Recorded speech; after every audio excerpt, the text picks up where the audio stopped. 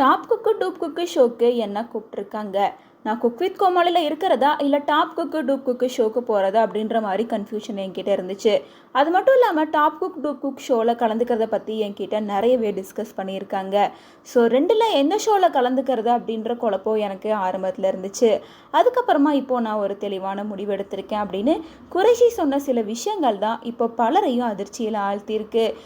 மேலும் ஷோ பண்ணும்போது எந்த அளவுக்கு ப்ரொடக்ஷன் டீமுக்கு ப்ரெஷர் இருக்கும் அப்படின்றத பற்றியும் நிறைய விஷயங்களை ஓப்பன் அப்பாக பேசியிருக்காரு. குக் வித் கோமாளி, டாப்பு குக்கு டூப்பு குக்கு ரெண்டு ஷோவுமே ஒன்றுக்கு ஒன்று போட்டி போட்டுட்டு தான் இருக்குது. ஸோ அவங்களோட நீங்கள் பெட்டராக பர்ஃபார்மன்ஸ் பண்ணணும், பெட்டராக உங்களை காமிச்சிக்கணும் அப்படிங்கிறதுக்காக ஏதாவது குக் வித் கோமாளியில் புதுசாக ட்ரை பண்ணிட்டே இருக்கீங்களா அப்படின்னு கேட்டதுக்கு நாங்கள் அப்படி எதுவும் புதுசாலாம் ட்ரை பண்ணலை. சீசனுக்கு சீசன் நாங்கள் எப்படி எங்களை அப்டேட் பண்ணிக்கிறோமோ அந்த மாதிரி அந்த கேரக்டருக்கு ஏற்ற மாதிரி எங்களை நாங்கள் அப்டேட் பண்ணிட்டு வரோம். நாங்கள் எந்த ஷோ கூடயும் போட்டி போட்டெல்லாம் பண்ணவே இல்லை.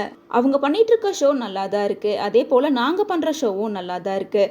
மக்களுக்கு எந்த ஷோ ரொம்ப பிடிச்சிருக்கோ அதை விரும்பி அவங்க பார்க்கட்டும் அப்படின்ற மாதிரி சொல்லியிருக்காரு. குக் வித் கோமாளி ஷோ கடந்த 5 சீசனாக சக்ஸஸ்ஃபுல்லாக தான் போயிட்டுருக்கு. Cook with Comali season 5 start பண்ணுறதுக்கு முன்னாடியே டாப்பு குக்கு டூப்பு குக்கு அப்படின்னு ஒரு ஷோ வர்றது எங்களுக்கு நல்லா தெரியும்.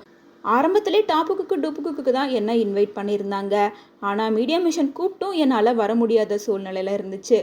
குக் வித் கோமாளி எனக்கு நல்ல ஃபேமஸை கொடுத்துருந்தாலும் ப்ரொடக்ஷன் டீம் கூட போகிறதா இல்லை சேனல் கூட ஒர்க் பண்ணுறதா அப்படின்ற கன்ஃபியூஷன் எனக்கு இருந்தது. அப்படிங்கிறனால கடைசியாக நான் சேனல் சைடே இருக்கலாம் அப்படின்னு முடிவு பண்ணி ப்ரொடக்ஷன் டீம் சைடு நான் போகவே இல்லை.